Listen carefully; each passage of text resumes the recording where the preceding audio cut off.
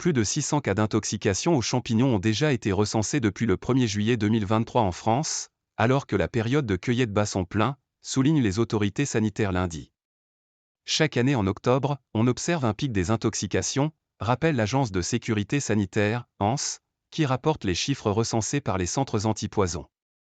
Ces intoxications résultent de plusieurs causes: confusion d'une espèce comestible avec une espèce toxique, parfois du fait de l'utilisation d'une application de reconnaissance de champignons sur smartphone donnant une identification erronée des champignons cueillis, ou encore consommation de champignons comestibles en mauvais état, mal conservés ou insuffisamment cuits.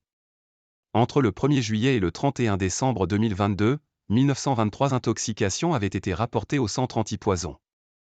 Un chiffre supérieur aux années précédentes, 1269 en 2021, mais avec un peu moins de cas graves, 37 cas de gravité forte, contre 41 en 2021, dont 2 décès, contre 4 décès en 2021. Sur les 1923 intoxications, 30 personnes avaient utilisé des applications de reconnaissance sur smartphone. Par ailleurs, alors qu'il est déconseillé de leur servir des champignons sauvages cueillis, 74 jeunes enfants ont été intoxiqués, dont un bébé de 11 mois atteint d'une hépatite sévère nécessitant un séjour en réanimation.